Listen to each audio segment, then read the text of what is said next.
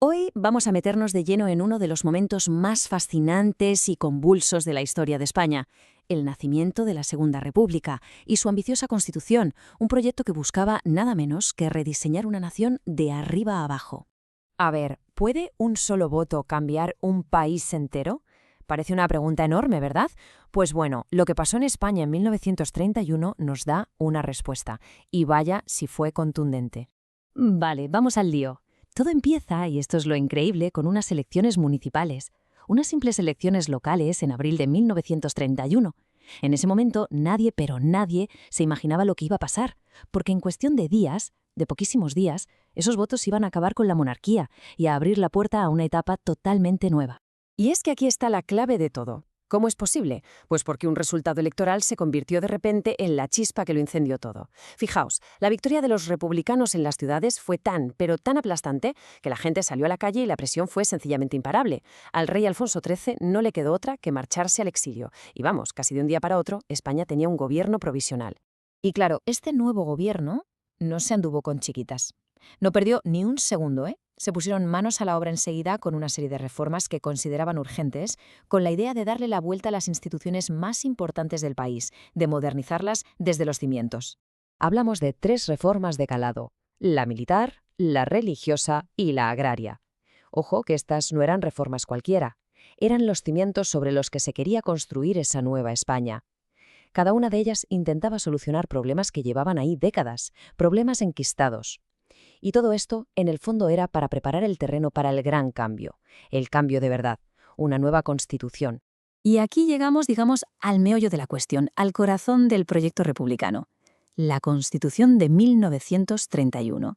Porque en junio se votó otra vez. Esta vez para elegir un parlamento cuya única y enorme misión era nada menos que escribir desde cero las reglas del juego para la nueva república. Y aquí pasa algo súper curioso, una de esas paradojas que te da la historia que es fascinante. Resulta que aunque las mujeres todavía no podían votar, sí que podían ser elegidas. La ley electoral lo permitía, y así es como figuras como Clara Campoamor o Victoria Kent consiguieron un escaño. Fijaos qué cosa, ¿eh? Antes de tener ellas mismas el derecho a meter una papeleta en la urna. Tremendo. Vale, para entender de verdad lo que significó esta Constitución, tenemos que ver cuáles fueron sus pilares, sus ideas maestras. Porque no eran simples leyes, eran conceptos pensados para, literalmente, darle un vuelco a la sociedad española de la época. Y empezamos con uno de los debates más encendidos, el del voto femenino. Y aquí viene lo que comentábamos antes, la gran paradoja. Porque, y esto es muy fuerte, muchísimos republicanos, gente progresista, se opusieron. ¿Por qué? Pues porque tenían un miedo atroz a que las mujeres, que ellos creían que estaban súper influenciadas por la Iglesia, votaran en contra de la República y echaran por tierra todo el proyecto de un Estado laico. Otro de los grandes temas, claro, era cómo organizar el país. ¿Un Estado centralista como hasta ahora? Pues no. Se inventaron un sistema bastante novedoso para la época, un proceso en 3 pasos para que las regiones que quisieran pudieran tener su propio autogobierno. Y este fue el mecanismo que abrió la puerta al Estatuto de Autonomía de Cataluña, y el que luego se usaría para el País Vasco y Galicia.